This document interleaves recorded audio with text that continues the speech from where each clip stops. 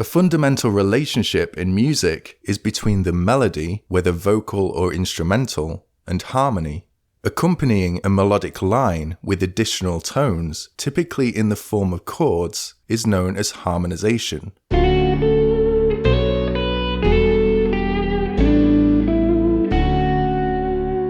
Since any given melody note or sequence of melody notes could theoretically be connected to multiple chords, we have the option of altering or substituting the chords we use under that same melodic line. This is known as re-harmonization.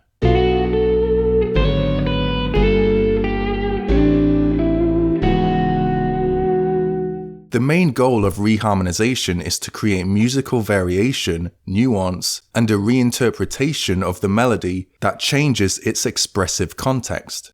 It's also sometimes used to facilitate a distinction between different song parts, such as the verse, bridge, and chorus.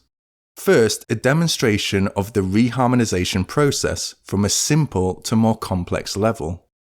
Here we have a basic melody line.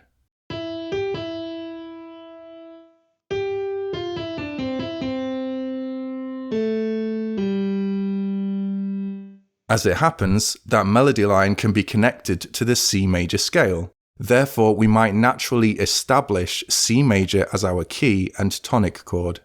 But keep in mind that most major key melodies will also work in their relative minor key, A minor in this case. More on that further along. Now we're going to harmonize this melody with a simple 2-chord sequence of C and F major 7.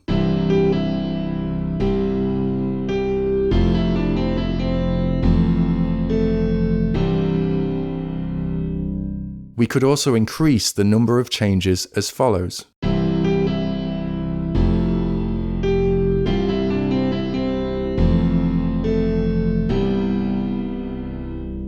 Let's now change that second instance of C major with its relative A minor.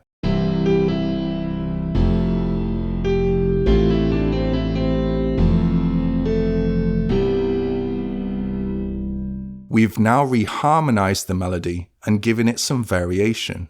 This time we're changing the first instance of F to A minor and the second instance of C to D minor.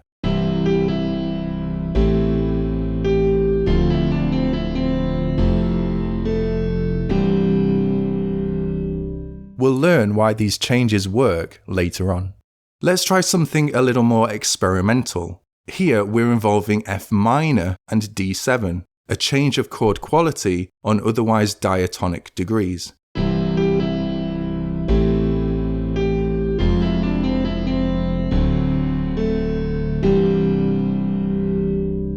We can hear that the melody is still connected to those parallel changes, even though both move us outside of the harmonized C major scale.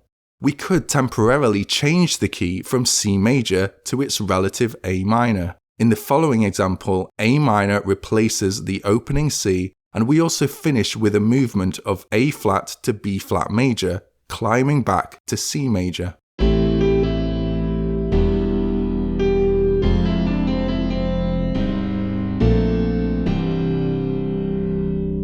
A little more complex, here we're descending through G sharp diminished 7, which acts as a G dominant substitute, and G minor 7 towards F.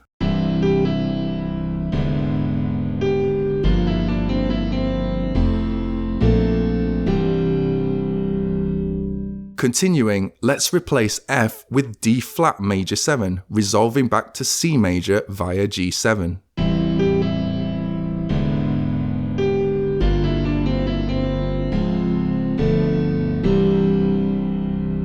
But this outside chord of D flat major 7 could also lead us into a completely new key of F major via E flat major 7, still using the same concluding melody notes.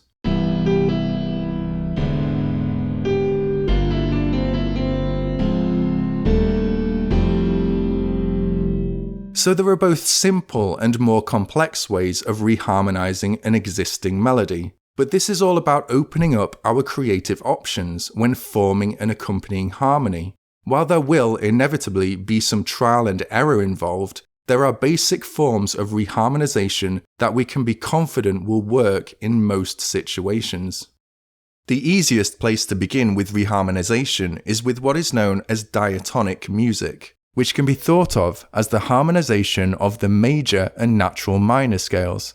It's the basis of countless major and minor key compositions, old and new. For example, here are the natural or diatonic chords that make up the relative keys of C major and A minor.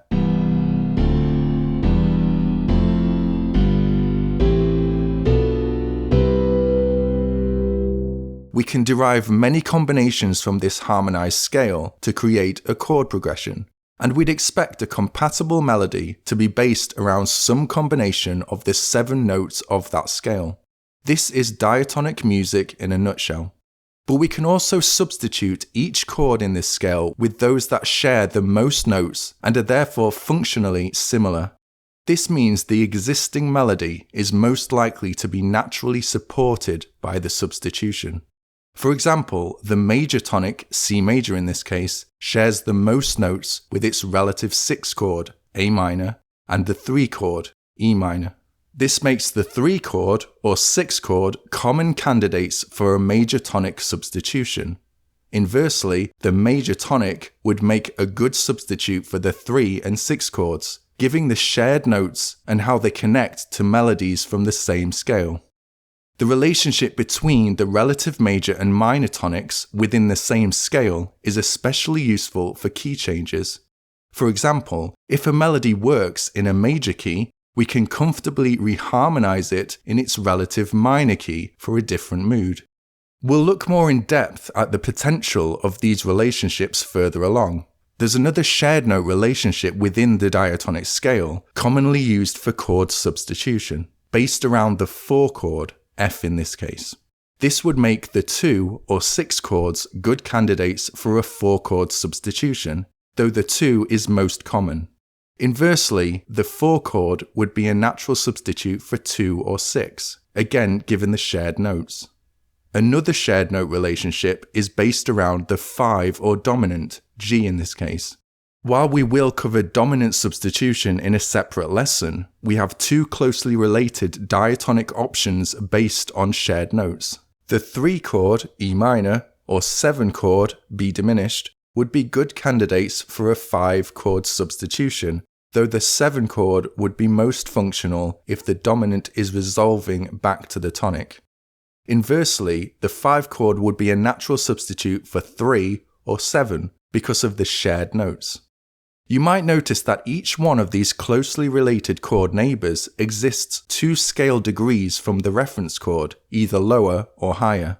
The shared notes between these related chords mean the substitutions are most likely to fit the original melody.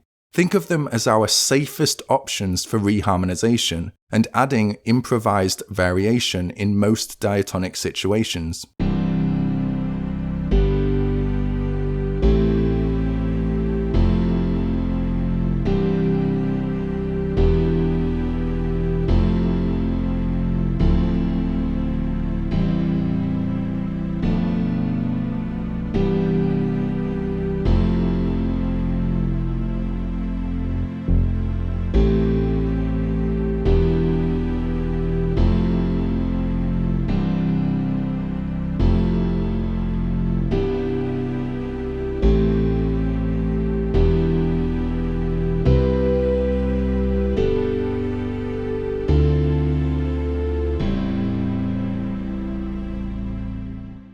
Let's look at a practical example of this method in action. First, we need a melody and an initial chord progression. This is just a very basic example to help us follow things.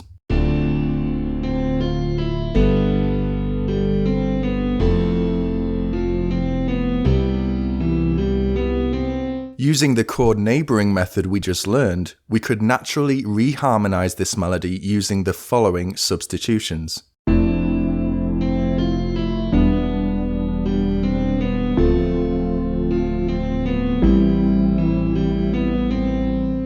Another example.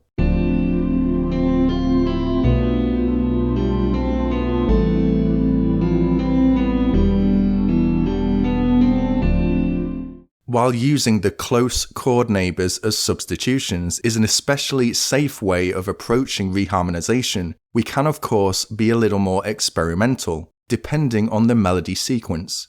For example, G or G7 would work nicely towards the end because of the melodic G note, the root of the chord.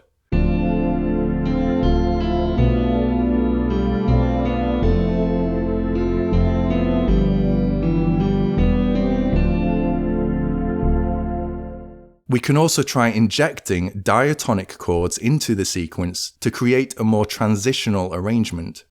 Here we add C major 7 as a temporary resolution from G, the common 5-1 movement, and D minor 7 as a transition to G, the common 2-5 movement.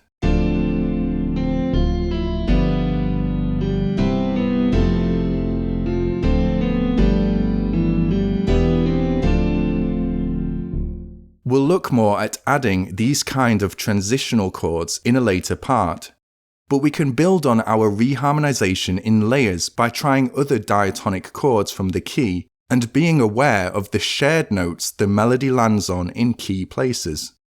If the melody is very basic, maybe just 2 or 3 repeating notes, or involves prolonged notes, our chord choices open up significantly. Take this very simple melody line.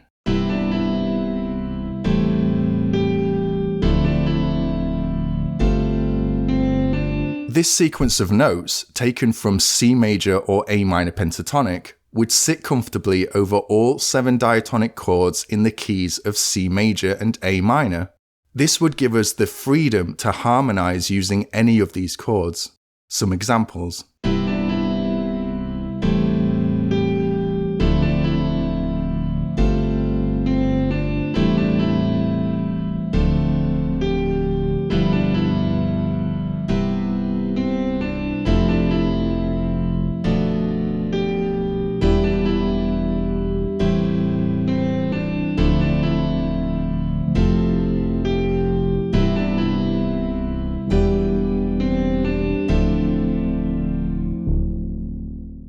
So when the melody is simple and sparse, in other words, not using much of the related scale, we have less need to conform to the chord neighbouring system like previously to pick our substitute chords. The fewer the melody notes, the more chord options we potentially have, and these choices can also include non-diatonic chords, which we'll get to. What we're moving towards here is a greater awareness of how the melodic sequence is structured, which generally dictates how broad our chord substitution options are. Now, when choosing our chord substitutions, we should also be aware of the melodic notes that won't fit so well with a potential chord choice. Sounds complicated, but starting with diatonic music, which is the basis of most melodies out there, there is one tone within the scale that is likely to create dissonance over several chords from that same scale and its relative keys. That 4th degree note, F in this case, is considered an avoid or passing note over 3 chords in the harmonized scale: C major or the major key tonic, E minor or the 3rd degree chord, and A minor or the 6th degree and minor key tonic chord. In short, this means that if F is a resting or prolonged note within a C major or A minor key melody, C, E minor, and A minor would be avoid chords. Try it, hold the note of F over any of these 3 chords, and you'll hear a dissonance that wants to resolve.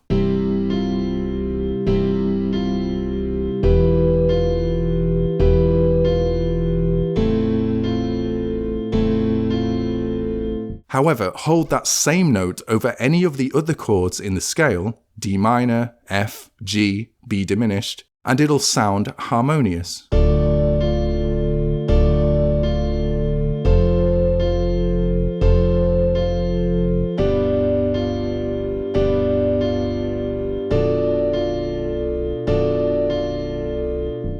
Let's demonstrate this with the aid of the opening to none other than Fly Me to the Moon. In the diatonic keys of C and A minor, we can hear that the melodic note of F sits comfortably over the change to D minor 7, because it's the minor 3rd of the chord.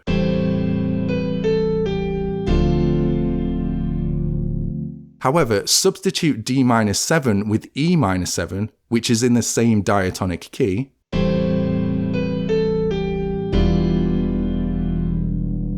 not so pretty. The note creates a flat second or flat 9 interval over E minor, which is considered a passing tone in most situations. What if we started on C major 7 and moved to A minor 7, again from the same scale?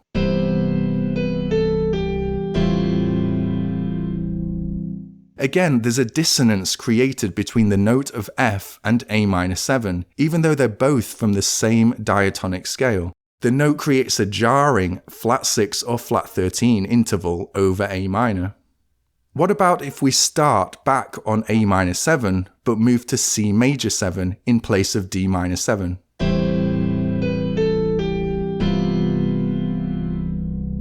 This time we have the interval of a 4th or 11th over C major 7, clashing with its major third, a semitone below.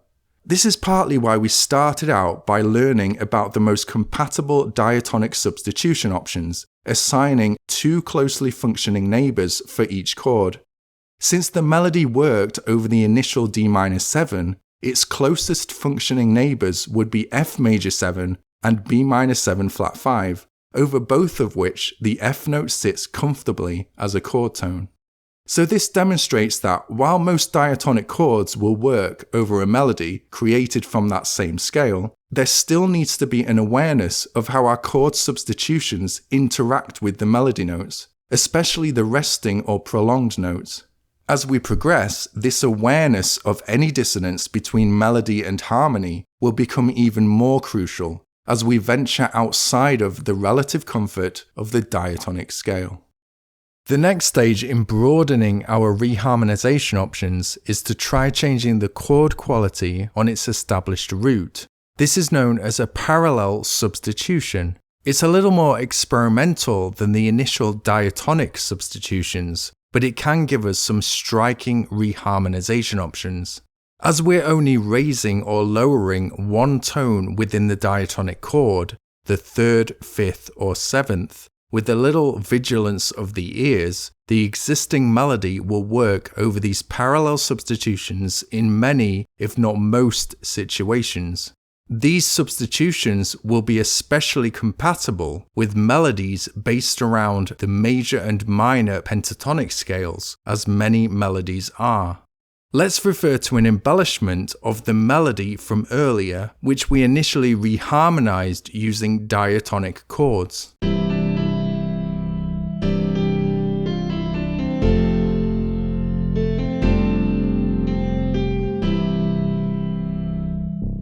Starting with the tonic C major, we could try a parallel substitution of C7. With F major, we could try the parallel F minor.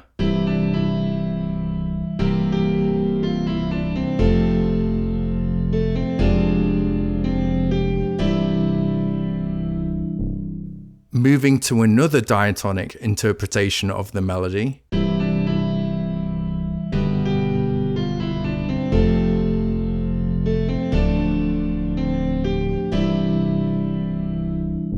here we're going to change the diatonic G major to its parallel G-7 and D minor to its parallel D7.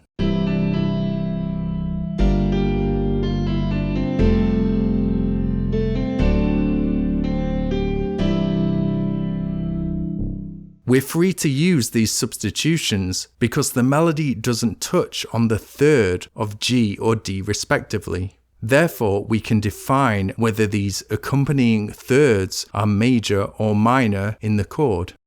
Another diatonic interpretation, this time in the relative minor key.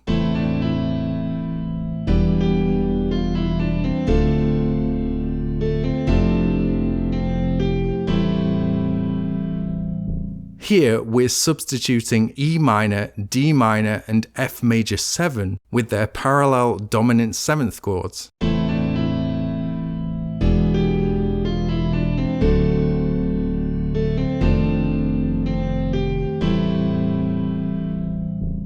You may be wondering why the note of G would work over E7, since G would be the minor third over an E root. This is based on the harmony of the 7 sharp 9 chord, with G as the sharp 9 carrying a bluesy tension on the 3rd degree position. We'll look more at how to exploit this subtle kind of tension with reharmonization in a later part. For now, we're letting our ears be the ultimate judge of whether a parallel substitution works or not. Finally, take this diatonic interpretation, starting on the 2nd degree of D minor.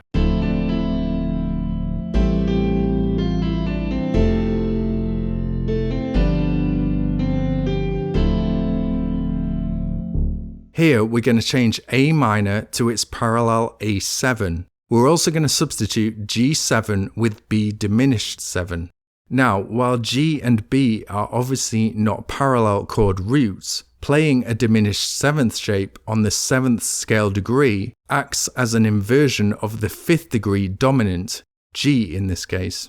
It gives us a G7 flat 9 voicing. So in that sense, it can be seen as a parallel alteration of the G dominant, built on its 3rd.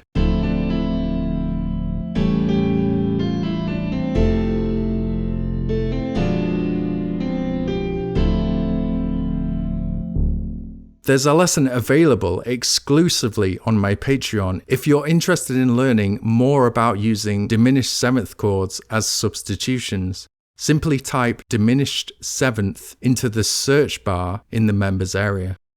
So, the chord substitutions that tend to be compatible are those which share the same tones being used in the melody. Looking at and listening out for defining chord tones in the melody, namely the 3rd and 7th, or the absence of these tones, will help you to make more compatible reharmonization choices. The more you play around with and train your ears to these substitutions, the more intuitively you'll start to hear how open your options are on a given chord. We'll be sure to continue this topic, but you can vote on what you want to see next on my Patreon, along with access to a growing library of exclusive content and personal one-to-one help.